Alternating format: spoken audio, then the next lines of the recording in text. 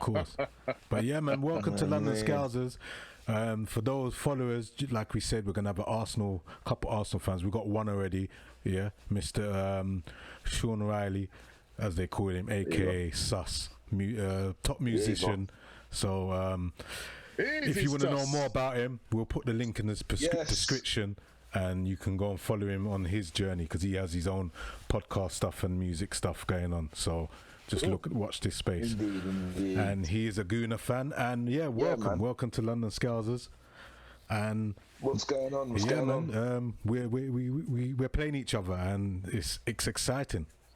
So, it's one of them, isn't it? It's like, years and years gone by, especially me and yourself, man. Yeah. It's not even a rivalry, but it's always been interesting when those two teams meet up in it and collide. You know? Of course. It's obviously we know of recent years it's kind of been a bit one-sided than that. But you know what I mean? It's like we're trying to retain a bit of pride and a little something, because it's been a little, man. But it's always, like you say, it's always exciting, and right now I think it's going to be go for it.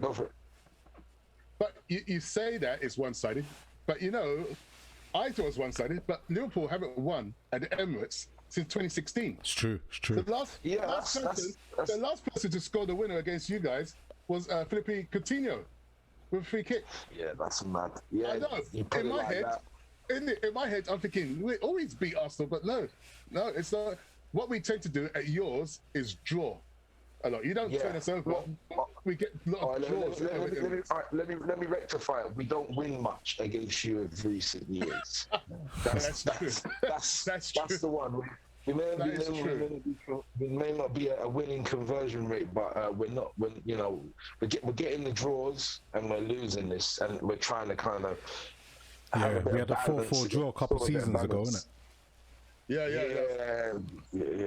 But I mean, at the end of the day, man, this is. I think this is interesting this time round, because obviously you guys had a small little, and I say a blip in terms of a dip in form, just a little bit. Yeah. You lot have obviously shook that off and gone back to winning ways and the regular ways to a degree.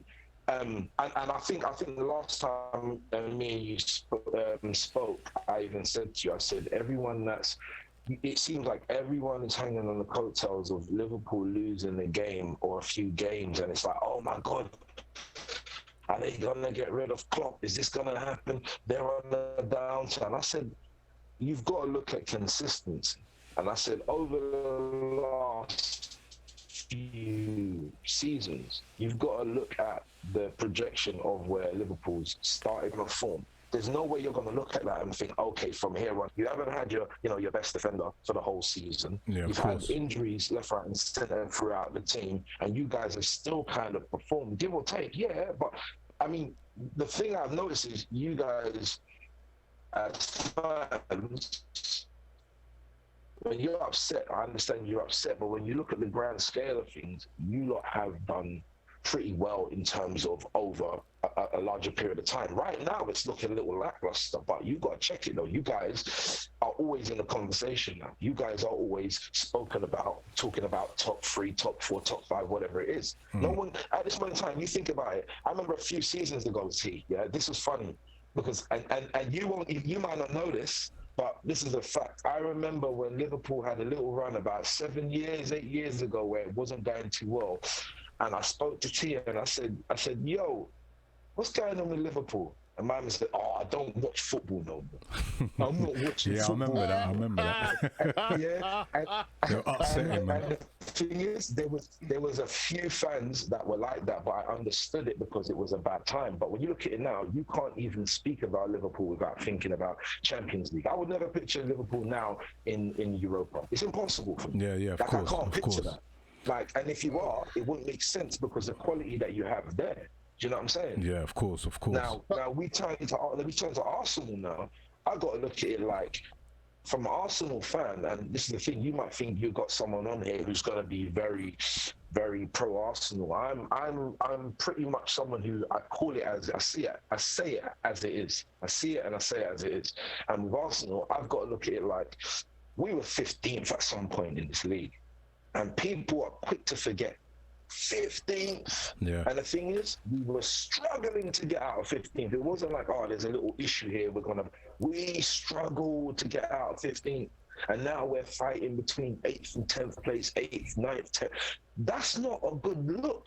No, and a lot of not. people will be pretty clouded in their judgment when it comes to Arsenal. Yeah, because... No, but hang on. Let me interject. You're right what you're saying about where Arsenal are, but there is no team in the league is going to say, oh my God, I can't wait till we play Arsenal. Nobody wants to play Arsenal, no matter where they are. Arsenal are even if Arsenal, listen to me, even if Arsenal were 19th in the league, I wouldn't want to play them. I'm not thinking, yeah, the 19th brush over Arsenal. Arsenal are a name. They are, and they are a great team. Still got firepower. They've still got power. I think, you know what, that's good to hear from someone who's an outsider looking in, because from a fan's point of view, we feel like everybody has got a chance in winning against us. That's how we look at it. We look at it like teams are coming with more confidence. Teams come with more confidence, like when they play us, they know they might nip a point or they could win the game. And that's only because we're pretty bipolar when it comes to football. You don't know what you're getting from Arsenal. I was so passionate, lost his voice. Yeah, just cut it out. Sorry about the technical problems. But yeah, I'm sure he's going to regain. But yeah, go on, Will. Go into what he was saying. Like I say, because of where Arsenal are, they are a team. I mean, I was flippant last week saying, yeah, we're going to beat them, But I'm looking at their record in the last 6 games. They are loss, win, draw. And like they were 3-0 down against West Ham and came back and got 3-all. And to be fair, we haven't done that for a long time. So and to be fair, well, that game was pretty open. I mean, Lacazette had a shot cleared off the line, but at the same time, West Ham. What's the fella's name? Big fella. Oh, what's his name? He hit the post. He was sliding in. Yes, the post. Yes. Yeah. So that could have been a 4-4. To be fair, I mean, even though West Ham are higher in the league than Arsenal. Yes. In your mind, you got to think Arsenal's a stronger team than West Ham. Yeah, 100%. You would. I'd rather play West Ham than Arsenal. Or I know you're a fan. And remember, Arsenal's record against the Big Six is decent. It's not bad. It's not the worst. That's the only thing I would give Arteta is that he's got the team playing against the Big Six, and that was what we struggled with before. Because remember, Man United, they've only got 1 point from you lot. Yeah, that's crazy. Do you get what I'm saying? That's crazy. So, and then look at the position. Look where you are in the table to where they are. So, Yeah. And we've beaten you once. So obviously you got this game to retain that. And Chelsea, you've got results against. Do you get what I'm saying? So Arsenal are a decent team. Yeah. I mean, against Burnley, is it Granit Xhaka? There's some crazy madness. No. We need another episode for that. We're not talking about that guy. That guy is an exchange student. He's not really signed to us officially. I can't. I tell you the maddest thing though. His stats, for some reason, and I don't really like. This is why I don't like looking at stats. I try and watch the player, and even in training, I don't know what it is about this player, why they have so much faith in him. I'm not saying he's terrible, but he ain't great.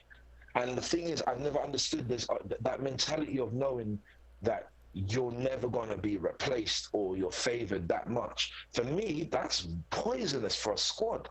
Like, when you know that when a player is not playing week in, week out, or he can't be held accountable for certain things that he's doing, and you're giving him, at once upon a time you made him captain, and he's done the things he's done, and he's redeemed himself. He's come back in the squad, but then you look and you think, you actually have not influence in the position you play. You're not actually influencing this game one bit.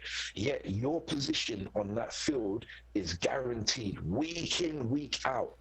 Week in, week out. Do you know how that is really bad? You're sending a message out to so many people. Like he's doing it for some reason with William as well.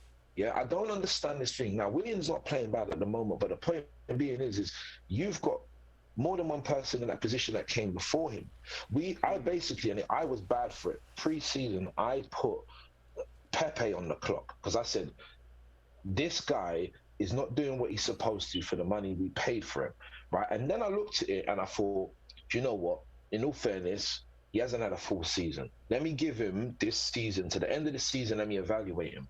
All of a sudden, he started playing, and then everyone was like, wow, this guy is actually, he's in his stride now. Then you stop playing him, and you start putting William there. And I'm thinking, hang on a minute, this ain't making no sense. This is our record signing. He's finally, he's finally coming into his own, and you take him off. Yeah, and you start putting William. Pepe plays on the wing, right? He's on the wing. Yeah, he's on the wing. That's correct.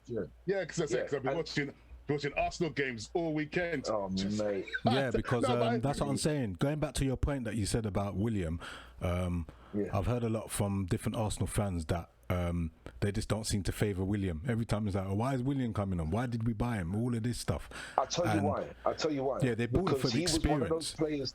No, but the thing is, I tell you why. Because I'll be honest with you, I'm not a great fan of Chelsea, but if there was one player that I used to love was William. When I used to watch Chelsea, I was like, William is the good. Guy. That's when he was at his best.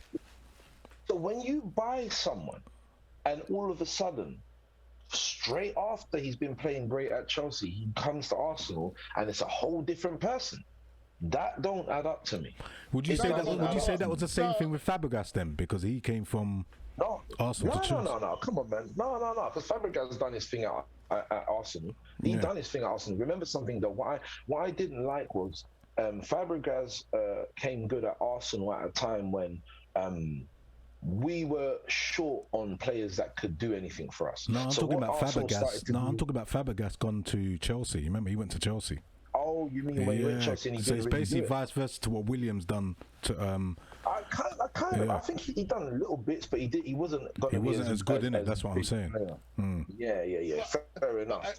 Hang on. In my opinion, right, there are different kinds of players. There are some players that are absolutely world class and can play in any system, regardless. Yeah.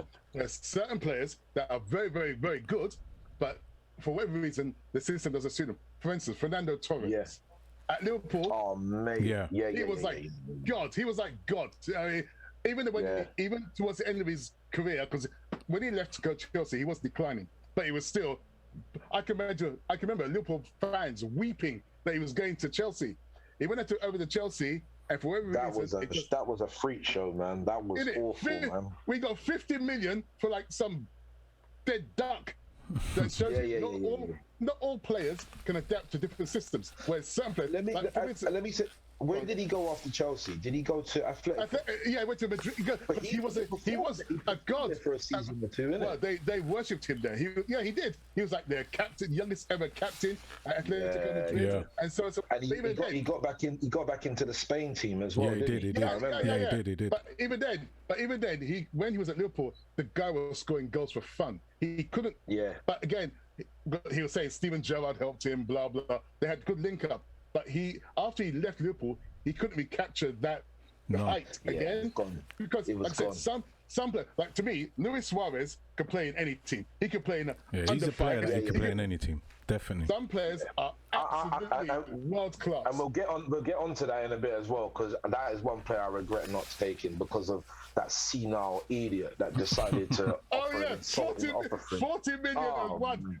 40 million and £1. And do you know what kills me about that is he did it as if to say we had an abundance of strikers that were way better than Suarez. I was like, you've lost the plot. And the funny thing about that is you weren't willing to spend 40 million on him, but you spent some mad money. You spent 70 odd million on Pepe. Not that I was Wenger, but you spent 70 million on Pepe. You spent, I don't even know. You spent, how much did we pay for we didn't pay for him, did we? I'm trying to think of when we sold Sanchez to Man United. Oh, we got a swap for Sanchez. That was a free. Was that free on the free? Oh, mate. Man United? It was a swap and money. I think we swapped and gave like 10 million or 20 million. And did he run it? But did he run away from Man United? He had a £100,000 Range Rover. He just left at the airport and just fled. Sanchez just fled. See, this is what the problem is. I've noticed in the Premier League, when you got a big player that leaves from one big team to another, it just doesn't work out. It just doesn't work out. No, some might do okay, but they don't do brilliant. That's the problem. That's what I'm saying. So go on. Go back. No. Go on. I'll let you finish because I'm going on to something else. But go on. Well, like I said, there's different levels of players. Some players can adapt, and to me, Luis Suarez is just phenomenal. He can adapt. Mate, he would be awesome if he played for Bolton. And regardless what their system was, he would play because he demands a lot. Whereas someone like Fernando Torres, he couldn't. He's very good if in the right system. If he gets fed the right balls, and he's got the right support around him. Yes. He, in my mind, couldn't take control of a game. Whereas Luis Suarez could take control of a game. He would boss everybody around and say, "I want what are you doing? I want the ball here. What are you doing? I want it here." And he's one of them people. The goalkeeper passes to him. He dribbles past everybody and scores a goal. Whereas Fernando Torres, quick on his feet and so on. But if he's not getting a service, then The thing is with Torres, Fernando, he either exists in a game or he doesn't. You see him or you don't see him. Exactly. Yeah, definitely. Like, he's like either he's the talisman or he's just a ghost. Or nothing. You have one of them days we have one of them days where he's God, like he's just unstoppable. Yeah. And then he has one of them days where he's just poor. But then that's because people are feeding him. So he's not grafting back to get the ball. No. I can see Luis Suarez coming to the midfield, grabbing the ball, running forward and doing something. Where I don't see that with Torres. I'm waiting. Like, if nothing comes to me, well, what can I do? I'm here. It is. But that's what I was gonna add on to what I was gonna say. I had a conversation with a friend earlier on, and it was just in general talking about players, adding on to what you said. And I feel like sometimes our expectations of certain players are higher than they need to be. It's going on with what you were saying, T. Basically, what my thoughts was that some players, and I'm sure you might have a couple, not many, but I'm sure you have a couple at Liverpool, where they're not playing first team football often, right? However, if they were sold or they went to probably a mid-table team, they would thrive and probably be superstars. Yeah, definitely. And we have to kind of understand that not everyone is going to be able to punch at that level that the first team is at. It doesn't mean that player is bad. It just means that this team is not for them. Yeah. Like, we have a few of them. Like, right now, our closet is full of bones right now. We literally, I could say about 10 players now that if we got rid of them, it wouldn't affect how we play right now. Yeah. And that means you're carrying players. And the thing is, this is why I said Arteta for me is on the clock. I'm not no Arteta out. I'm saying he's on the clock. I'm watching because I want to see if he's got the gumption to turn around and be willing to get rid of the players that need to go. Yeah, and I know it's a tall order. You're talking about how many players, first team players that we've got on loan that he has to bring back, that he doesn't want back. You've got players that are playing in the reserves and who are out on loan, who want to come back. He's got to face all of that, and he's got to understand. You've got to get rid of these players. You can't pander around. Yeah, but to be fair to Arteta, he seems quite strong. Did he drop Aubameyang the other day for being late? Insubordination. For being late. Oh, so but the thing is, do you know what I've noticed though? This guy is his PR thing, his PR game is dope. He knows how to talk to the media. Like he's got it on lock, and I feel like he's very attentive to what goes on or is said about the club. Now, we all were saying weeks before, you need to drop Aubameyang, you need to drop him, you need to drop him, you need to drop him. And he didn't do it straight away. Like, and I'm talking about, forget the lateness, I'm talking when he had a dip in form. And then eventually he dropped Aubameyang and he started to play Lacazette as the main person. And it was almost like Yeah, you're listening. You get it, but you're doing it a bit late. You should have seen these things. You don't understand that we're noticing that these things are a problem. Yeah, and then he's got this thing in him still where it's like, but Aubameyang is still, our hot property. He's the guy, and this is the person that we need to be in the limelight. Well, so then he tries to edge him back in there again, and then it's like, go on. Let me ask you. But you're a gooner, obviously. Let me ask you a question. All right, Lacazette has scored 11 goals this season in Premier League. How many do you think Aubameyang has scored? He's not far behind him. And is it 10? 9. He scored 9 this season. 9, so he's quite close. That's poor for Lacazette's rep from past records. It's poor for Aubameyang. Yeah. And Aubameyang. Aubameyang's plus 20. Aubameyang's more than 20 every season. Because exactly. You're so right. Because it was like 2 seasons ago. No, there was 2 seasons he was joined. The last season was runner-up, innit? Because there was there was a little podcast I saw where they were talking about top goal scorers. So not even then. There's a time when there was Salah, Mane, and Aubameyang, all 3 in contention for the Golden Boot. Yeah.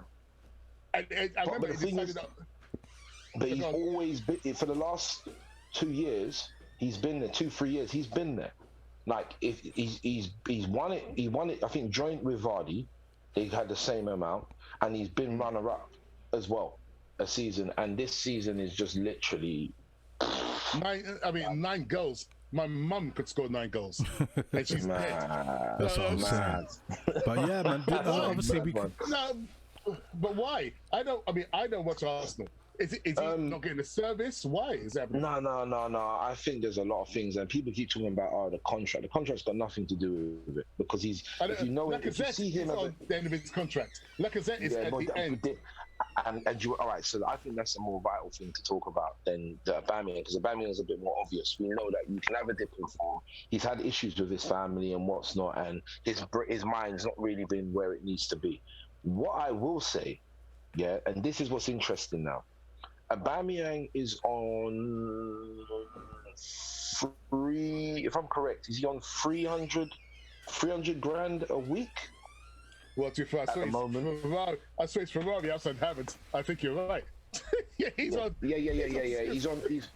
He's on 300 grand a week at the moment, right? And now what's happening is they're in a dilemma. This is why there's a lot of talk of selling Lacazette, because what you've got to find now is if Lacazette's performing, you're in a predicament now because he's got 1 year left in his contract. You either are going to sell someone that's performing or outperforming your striker, or you have to give him a renewal of his contract, and he ain't gonna talk unless you're giving him something that's remotely close to what Aubameyang's getting. And the problem being with that is, I don't think Arsenal is going to be willing to do that.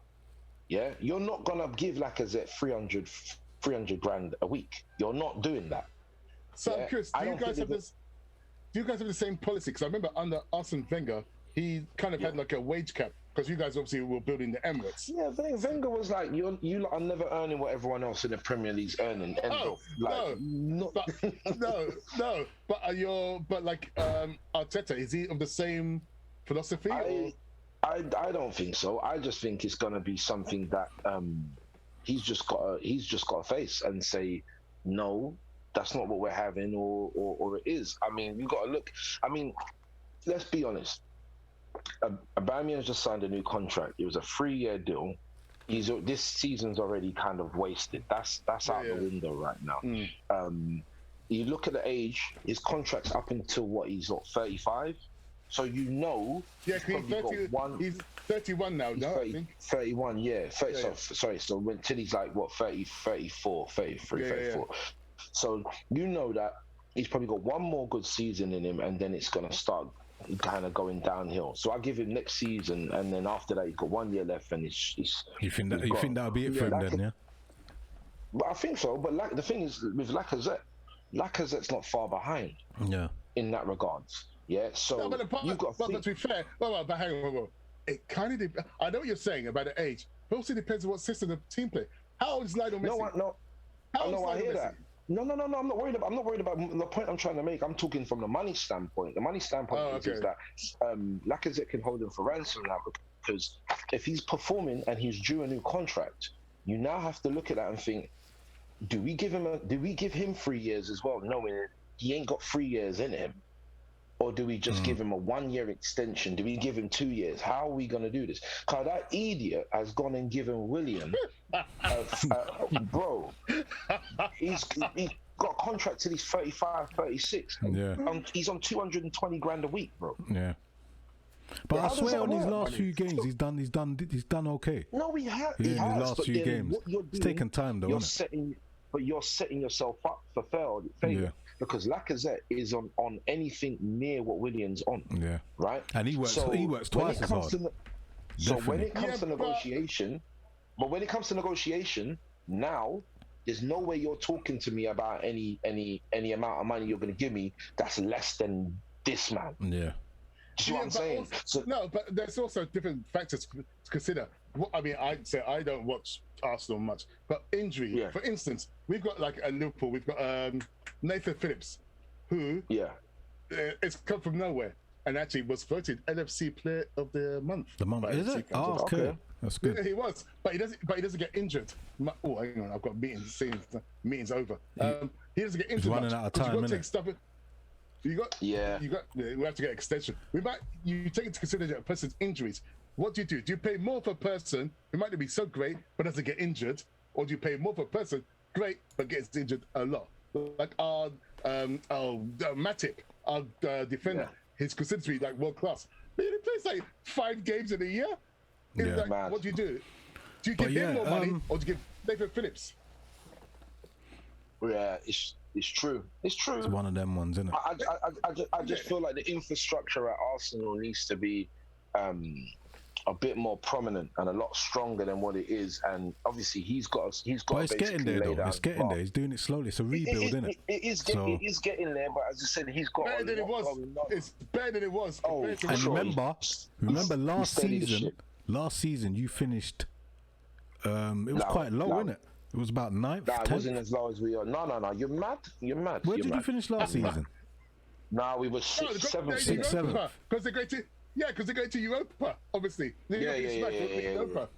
At the moment, we're not in Europe. But anyway, what we're going to do now, moving on, because time is not on our side. So we want to start having predictions. You want me to look stupid now? No, team prediction.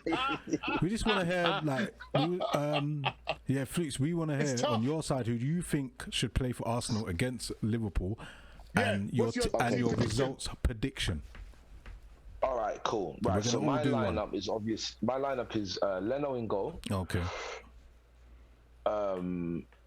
Gabriel and Louise in the centre back. Okay. Devin Louise, really? Ooh, because I tell you why. Because when it comes to big games, he doesn't mess around. He is. I would rather Louise not be there. He don't mess about. He don't mess about. That's the thing. No, he doesn't need it. He don't move anyway. He don't move. It's fine. Keep him there. He don't mess around. Yeah. He knows his position, and that's fine. That's it. Yeah. Fair enough. Okay. On the right, that idiot can go and sit down. Cedric on the right. No, on the right back. Yeah, defense. Right back is Cedric. Tierney on the left. Yeah. He's awesome. He's really good. Yeah, Tierney's good. He's good. I love this player. I love him, man. And then you've got, mate. I would love to see. I would love to say Partey. May I just interject? Don't forget, you've got Spotter Prague on Thursday. Yeah, I thought that means now to me. This is important right now. Yeah. Okay. We'll get to that. Okay.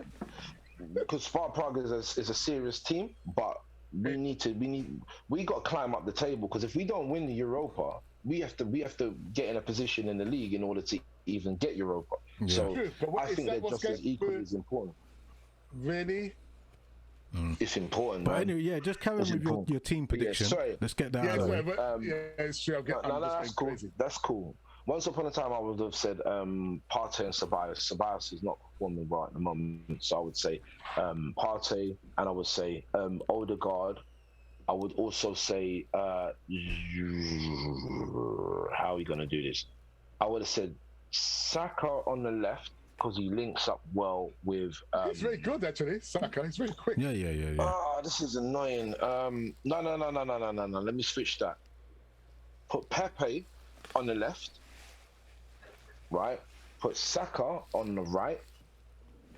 Put Odegaard in the middle with Smith Rowe. Laka up top. That's Odegaard playing like a number 10, isn't it? Yes. Just a bit, behind the strikers, yeah. The weirdest thing is because obviously Smith Rowe and him kind of play that similar role, similar, but they've been shown to be able to play together really well. Yeah. So let me count. Hang on. So what have I said? I've said Leno, Luis, Gabriel, Cedric, Tierney, Partey, Odegaard, Pepe on the left, Saka on the right, Laka in the middle. I think I'm missing one person, aren't I? No, what are you doing? Is it a 4-3-3 formation? Yeah. Yeah, then that's it. Then. You're gonna want Laka. You're not gonna play Bamina and Laka. It's one of them, innit? Yeah.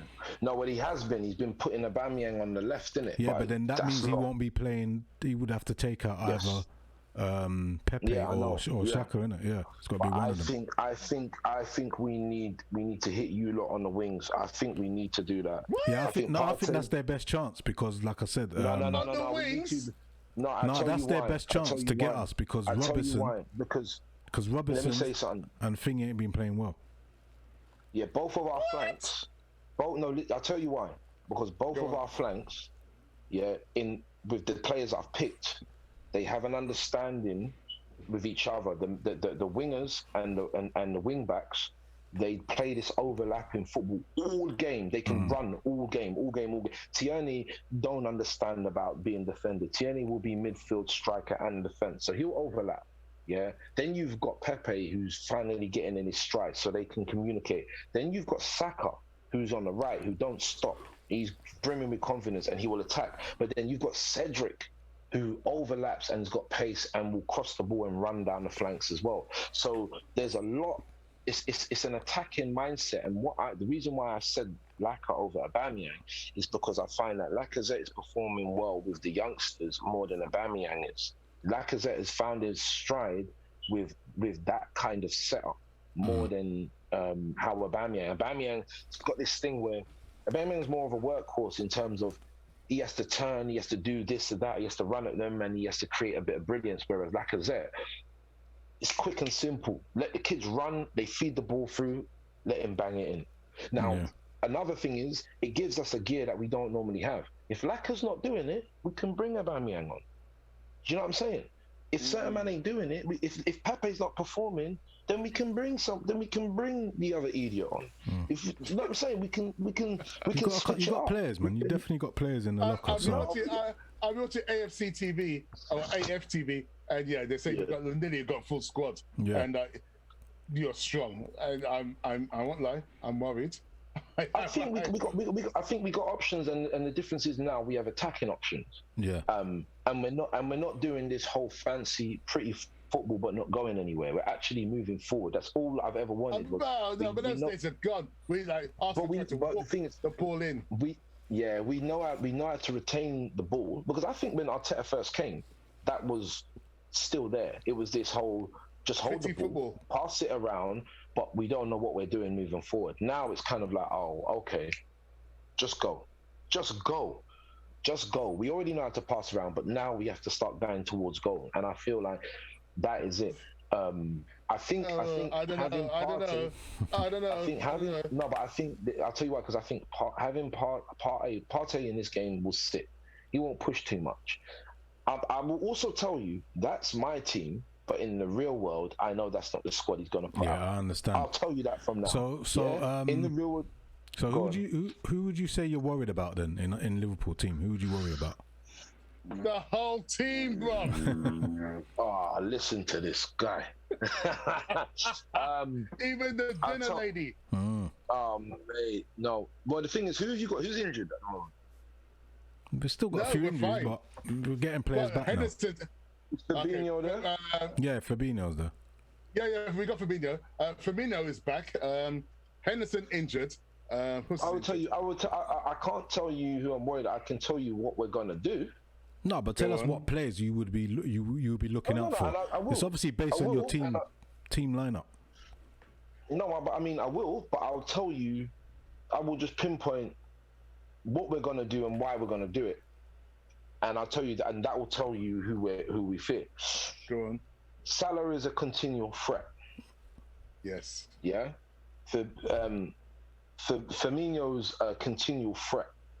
He is. I don't think he'll start though. No, but Mane is a continual threat. I know what's gonna happen. Yeah. We're gonna cancel out Salah. He's not getting sniff because we can't allow him to get a sniff. And then what that will do, we have to do that to cut off the options that you lot have. What that's then gonna do, that's gonna make Mane work extra hard, which Mane does anyway. Yeah, but the thing is, if it means he doesn't have that attacking option up there, it's gonna allow the rest of the team's gonna have to pull in and push up to help, because we're gonna cancel out. It's gonna be physical. We're gonna cancel out Salah. Salah's gonna come off. I guarantee you, 75th minute, he's gonna take him off. Yeah, but you know there's someone else to worry about, though, innit? Exactly. I know that. Wait, completely forgot about him. No, I know that. But what I'm trying to say is, it's the gameplay you're going to start with. You're going to have to adapt, because we're not going to allow that guy to get a sniff on the ball. We know that you've got attacking prowess from other areas. We'll have that covered. Covered. No, the problem with your theory is that, don't forget, we have been playing against a lot of teams that park the bus or man mark our strikers, so we're kind of used to it. And that was with Firmino. We're not going to park the bus. We're just going to make sure that. I don't think. Trust me. I watch the Arsenal games. You're not a team that parks the bus because you like to attack. No. Yeah. We're not going to. No. Go on. But the problem is, if you attacking the bus, you play to our hands. It's like Leipzig. No.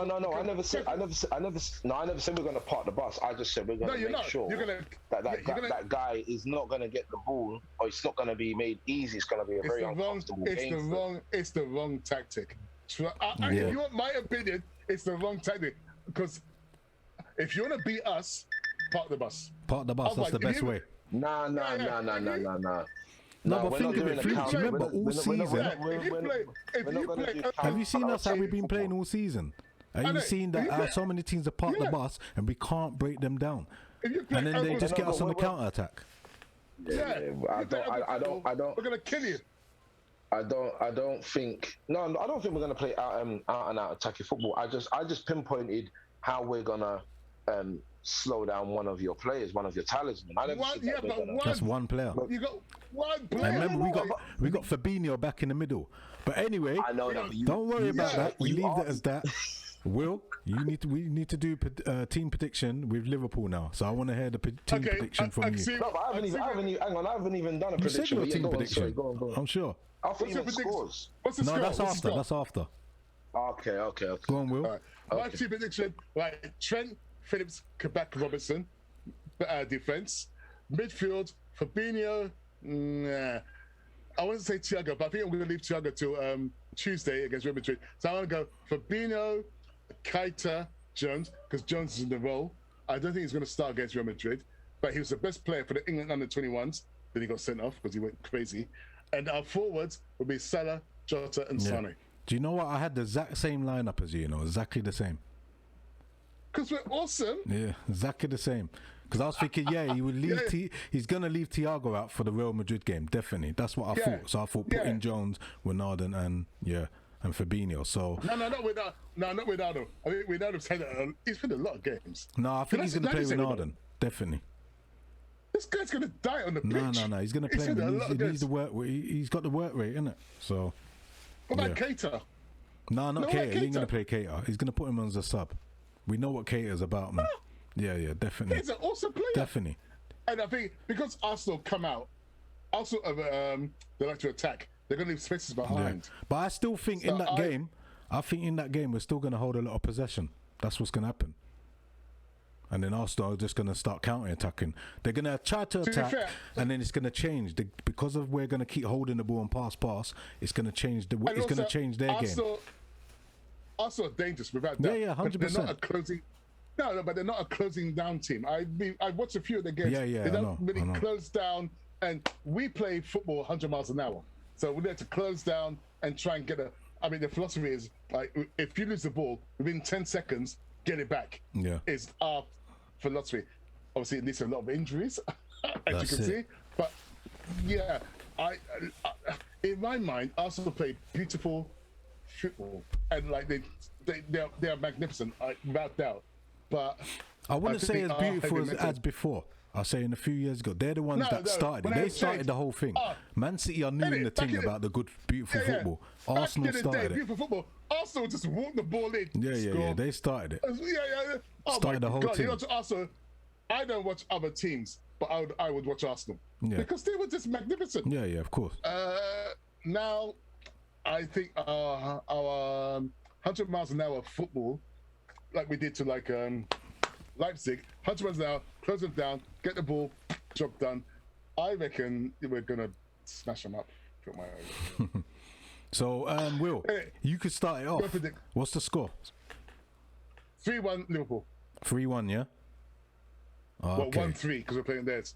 1-3 Liverpool. Mr. Riley. Yes, sir. What's your score predictions? I see. Look at the window.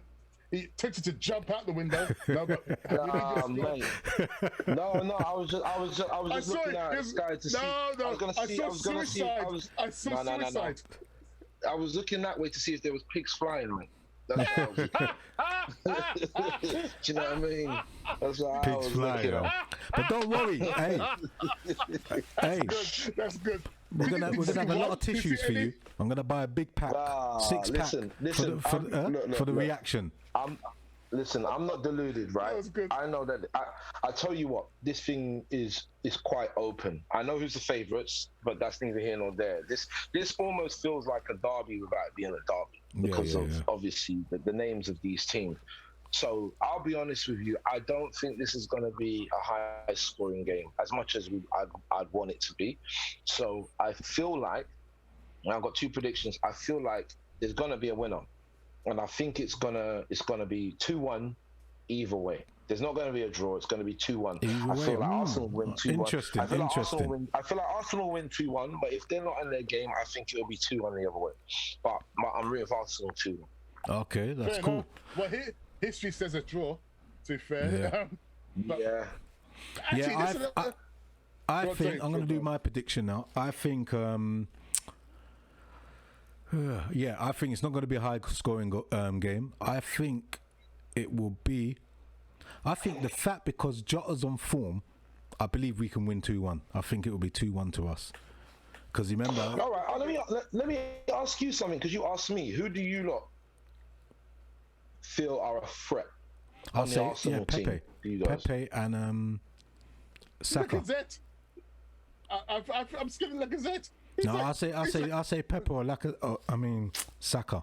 Saka. Yeah. Saka is good. He's quick. He's young. He's good. I've watched it. The reason why I'd agree with that is because if we don't have that, you ain't gonna see Lacazette in the game. So you need to have those wingers, or you need to have the midfield that supply that. But I also feel like you lot are sleeping on Odegaard, man, because this guy's getting stronger every game, and it's that extra creative flair. He's Norwegian, no? Didn't he do well for Norway? Yeah. He's on loan, isn't it? He's just been made captain as well. He's on loan his country as well. He's on loan, isn't it? Yeah, he's on loan. Yeah, he's 23. He's only 23. Do you think you're gonna buy him at the end of the season, or? I know we want to, but the problem is it's a gift and a curse, isn't it? Because if he keeps playing well, Real Madrid are going to look at that and say, well, if you want him, the price just went up. Yeah, because we haven't. Money. Well, they haven't. The thing is, we're idiots because we didn't put anything in the contract to say, look, if we want him and we put a bid in for him, this is what we'll pay for it. They've left it open. So by him being at Arsenal, we're increasing his value every time he plays because he wasn't getting any games at Real Madrid. And this is the problem for me. The problem is he's playing first team football out and out every single game. He's just been called up for his country.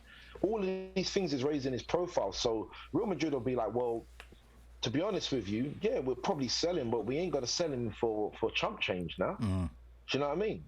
And I think, go for it. So we have one thing we've overlooked against Arsenal. Liverpool, hang on, I'm good. Right, Liverpool played Real Madrid on Tuesday. We're both in Europe, but our one's first. No. Arsenal playing on Thursday. Yeah, it's our game first, isn't it? So that's correct. So Arsenal have a longer rest periods. What does Jurgen Klopp do? Do you play a full-out hardcore team against a strong team, and then possibly weakened against Real Madrid, where you're in the quarterfinals, and Real Madrid are in trouble because Sergio Ramos, their captain, is injured. He's not playing. I'd say play a full team. He's injured. I'd say play a full team. No. The reason why, hold on. The reason why I say that. I think you'll hold back firepower. I think you will, with the opportunity of potentially bringing them on if it's going bad. You know? Yeah, that's what I'm saying. Klopp mostly would do that, but I think that's the wrong thing to do. Do you know how long when last we played football? We haven't played in about over 2.5 weeks. We've had more than enough rest. So why should we rest players? Do you get what I'm saying? Well, hang on. Hang on. But what you're saying makes sense. But if we play hard against Arsenal, say if we get a draw, what then? Yeah, 3 days later. Yeah, but we don't have to play hard against Arsenal. All we have to do is just play our full team, and then, like I said, if we get a result, like imagine we're 1-0 or 2-0 up, then we can start taking players off and giving them. Yeah, but what if it's not? Yeah, but what if it's 0-0?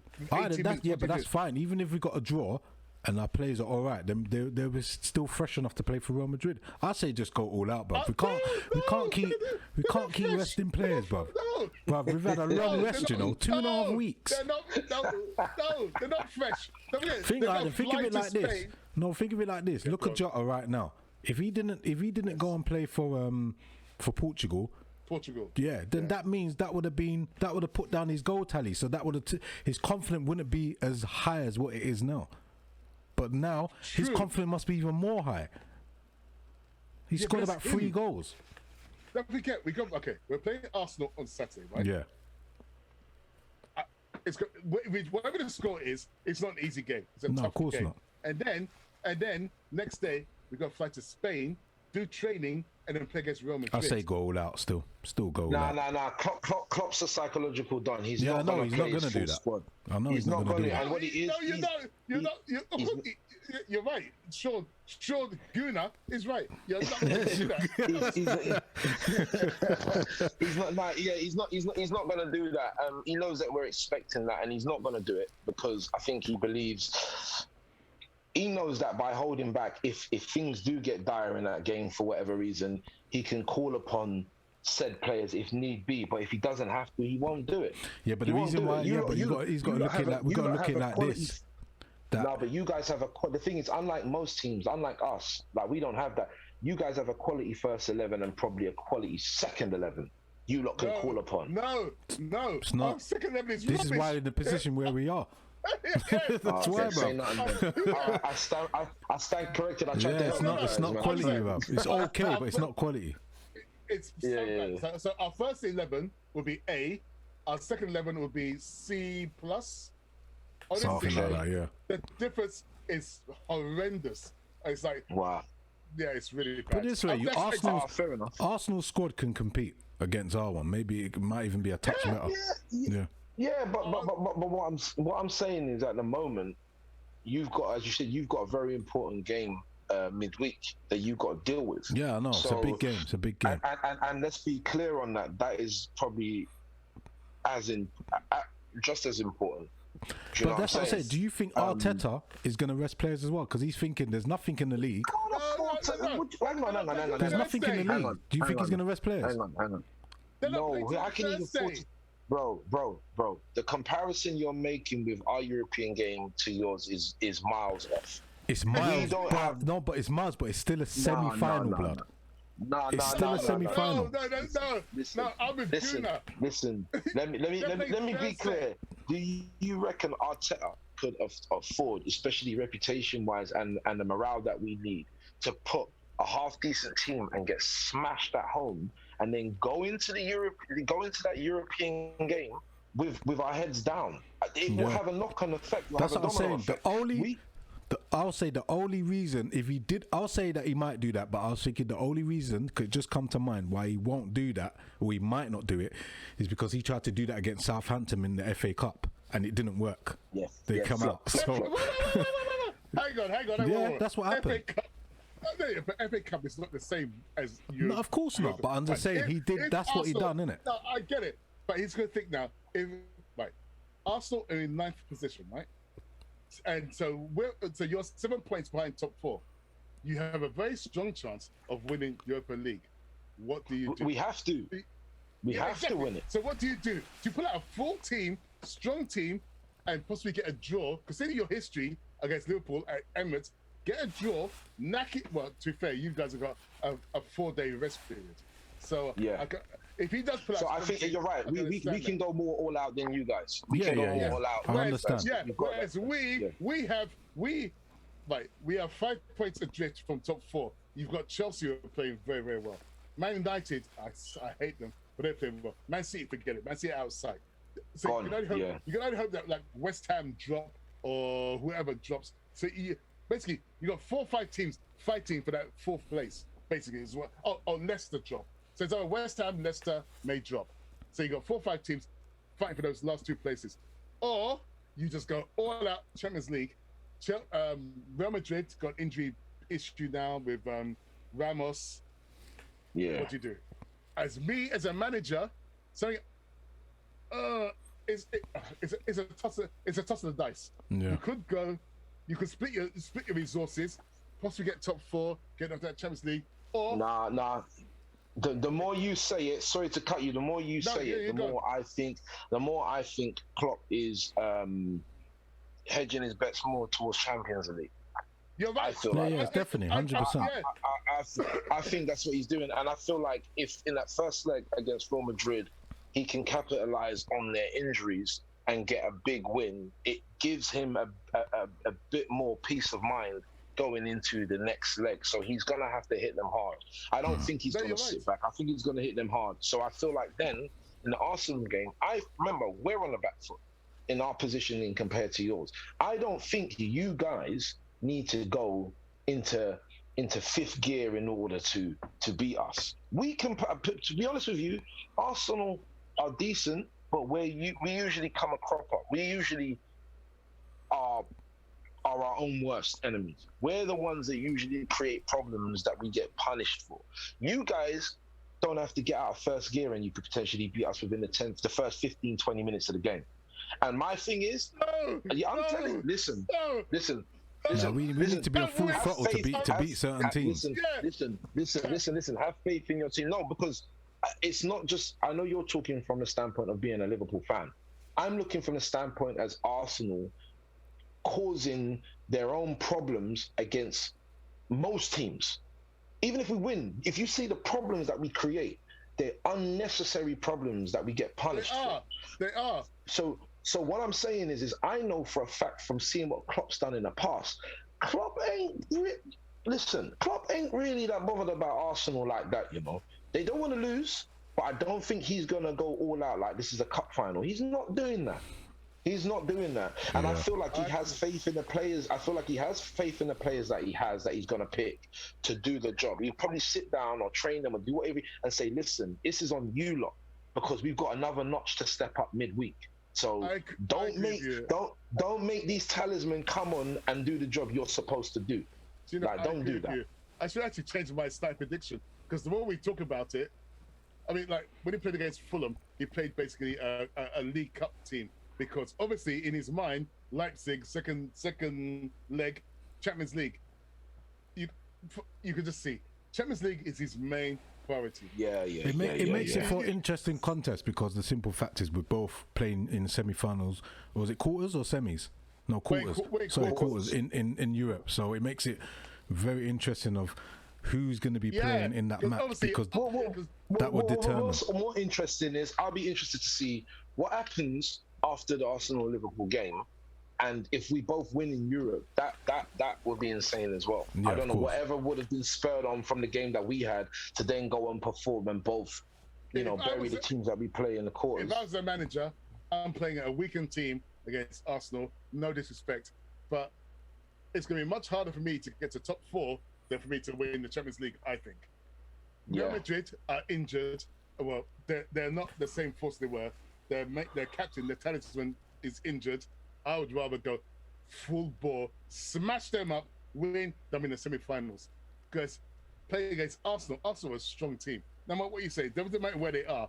And our record, we could spend all that energy and risk injury and get a draw. Yeah. What then?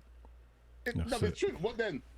We don't win at Emirates. They're a strong team. We don't win. If our history said we smashed them all day long, 5-0, 2-0, fine, good. We get more points on. We don't win at the Emirates. We get draws. What are you gonna do? Draw against Arsenal, or save your energy and try and smash the granny out of Real Madrid? And bear in mind, Real Madrid, in between our 2 legs, have El Clasico, so they're gonna feel a strong team against Barcelona.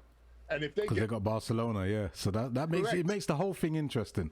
Exactly. Yeah. You got a good point.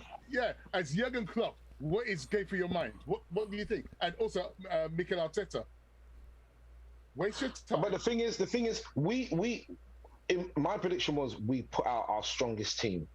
There's a big difference between my prediction and what that guy's gonna do. I think the worst thing he could do, which I think he's gonna believe he can afford to do, is put out a weaker side himself.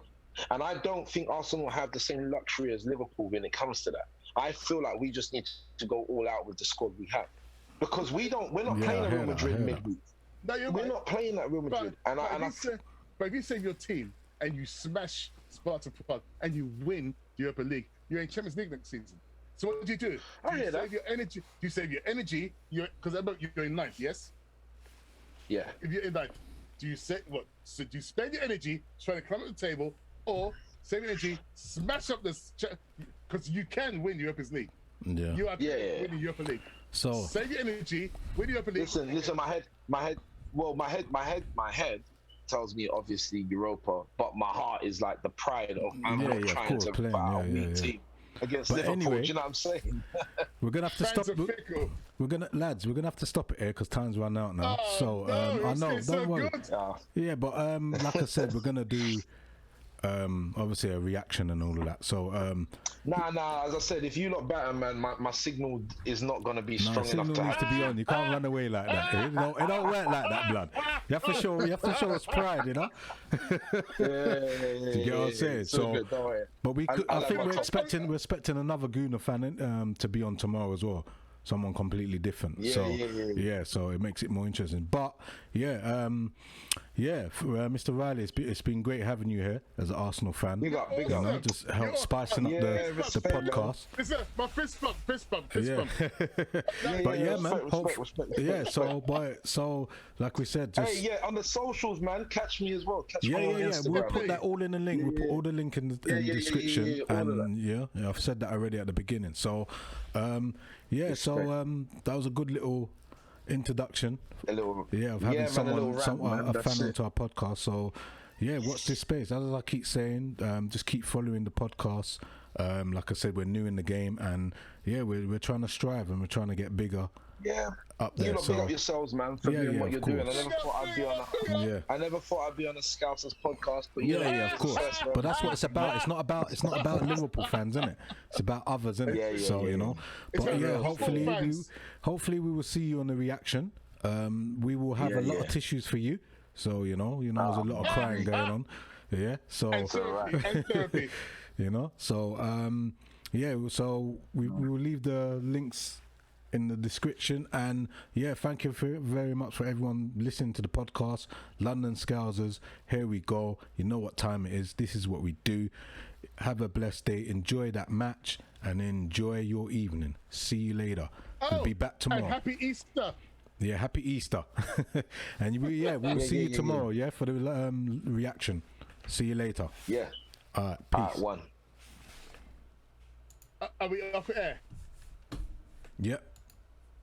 Right.